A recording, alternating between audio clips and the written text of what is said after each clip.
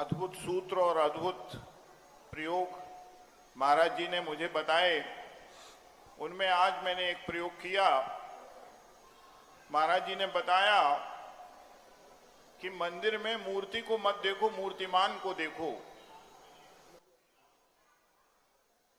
देखो कि साक्षात भगवान बैठे हुए हैं। मैंने प्रातः ऐसा ही प्रयोग किया कि भगवान अनंत साक्षात सजीव बैठे हुए हैं। शब्द बंद हो गए आना, एक ऐसी दशा प्रकट हुई, शांत बैठे रहें, निहारते रहें बस। मैंने पूजन नहीं की, अभिषेक भी किया, लेकिन बस बैठे रहें, भगवान हैं, शांत मुद्रा है उनकी। मुझे ये समझ में नहीं आया यह क्या है,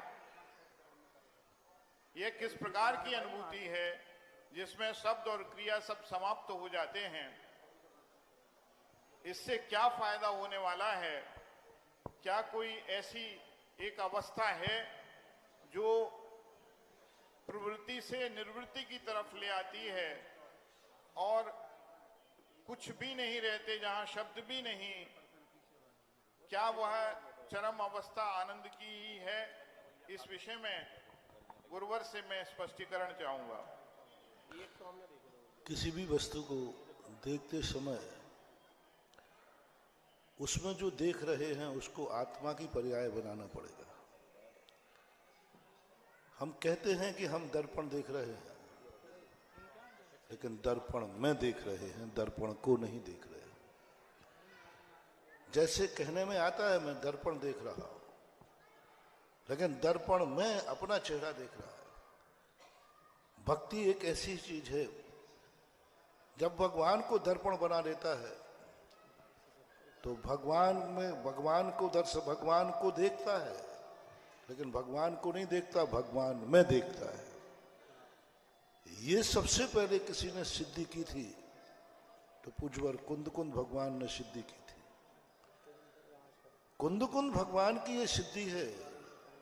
ये कुंदकुंद भगवान ने प्रवचन सार के अंदर कहा, जो जानदी अरहंताणम दब्बत गुणत्व पज्जे ही सो जानदी अप्पाणम। बहुत बड़ी बात।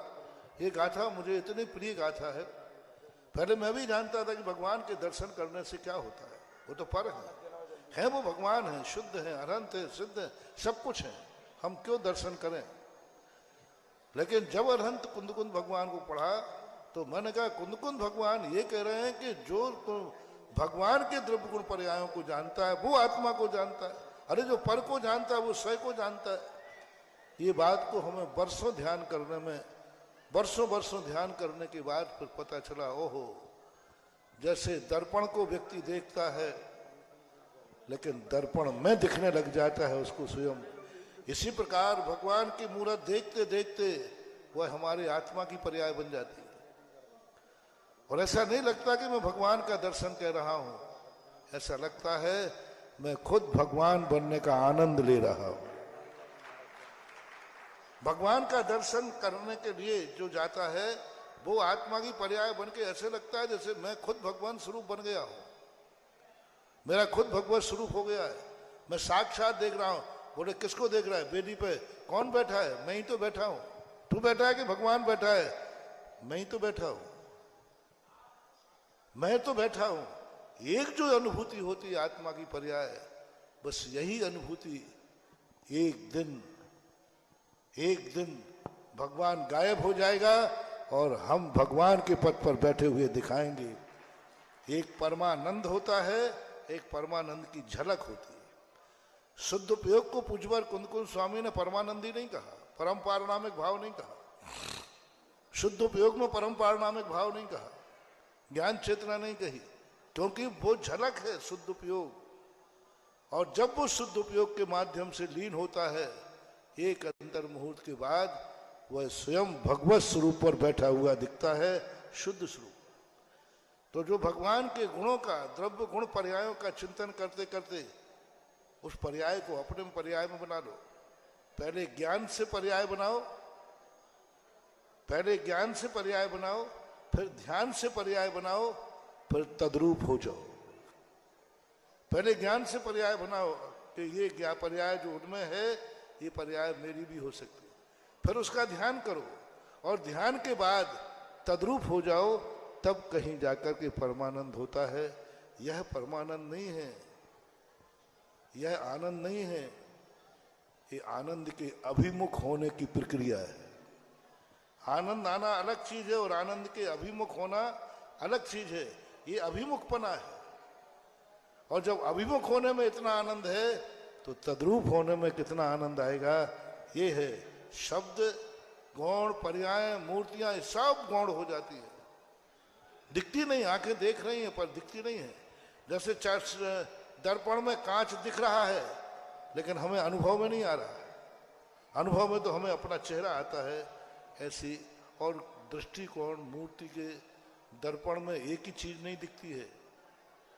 मूर्ति में एक ही चीज नहीं, कभी द्रव्य, कभी गुण, कभी पर्याय, कभी आंख, कभी कान, कभी मुंह, कभी हाथ, कभी पेट, कभी पीठ, कभी कुछ ना कुछ दिख जाता है।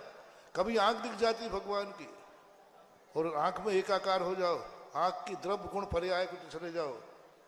कभी ज्ञान में, कभी गुण में, इतने रूप हैं भगवान के, इतने रूप भगवान के हैं कि कुछ पूछो मत। कभी कभी मूर्ति का भी दर्शन करना पड़ता है। जब मूर्ति की शक्ति, जब हमें खुद भगवान बनना है तो मूर्तिमान का दर्शन करो, और जब हम उनसे कुछ पाना है तो मूर्ति का दर्शन करो। मूर्ति का दर्शन भी कभी कभी होता है। उसी मूर्ति का जब दर्शन होता है तब मैं कह देता हूं यह मूर्ति अतिशयकारी है। भगवान को मैं कभी नहीं बोलता, मैंने कभी नहीं बोला कि भगवान अतिशयकारी है, मैंने कभी नहीं बोला चमत्कारी भगवान है। भगवान में अतिशय, जो अतिशय मुझे चाहिए है वो अतिशय भगवान में होते ही नहीं। मुझे अतिशय चाहिए है कि मेरी बीमारी दूर हो जाए, मुझे अतिशय चाहिए मेरी परेशानी दूर हो जाए, मुझे अतिशय चाहिए गंधोदक चाहिए है। वो मूर्तिमान से गंधोदक मिलते ही नहीं, क्योंकि मूर्तिमान का अभिषेक होता ही नहीं। तो फिर वहां मूर्ति का, इसलिए मैं हमेशा कहता हूं, मैंने भगवान को नहीं कहा कि फलाने भगवान अतिशयकारी हैं। हम जब भी बोलते हैं फलानी मूर्ति अतिशयकारी है, मूर्ति अतिशयकारी है। तो मूर्तिमान का दर्शन करना पड़ता है कर्मों की निर्जरा के लिए, आत्मोत्थान के लिए, परमानंद के लिए। और मूर्ति का दर्शन करना पड़ता है उपलब्धि के लिए, अपने स्वार्थ के लिए, अपनी सिद्धि के लिए। तो मूर्तियां हमेशा चमत्कारी होती हैं। मुनिष्यव्रतनाथ भगवान है, मुनिष्यव्रतनाथ तो सब जगह है, लेकिन ये मूर्ति अतिशयकारी है। महावीर स्वामी तो सब जगह है, लेकिन श्री महावीर जी अतिशयकारी है। आदिनाथ सब जगह है, लेकिन चांदखेड़ी, सांगानेर, कुछ गोला को तीर्थोदय, ये अतिशय, मूर्ति अतिशयकारी है। अतिशय सदा मूर्ति का मानना चाहिए और सब मानना चाहिए। बोलिए परम पूज्य। एक और देखे, लाइट बंद हो गया। देखो, एक कल आप लोगों में सबसे महरोनी में एक सबसे बड़ी आदत है कि आप लोग थोड़ा केकड़े बनना बंद करो।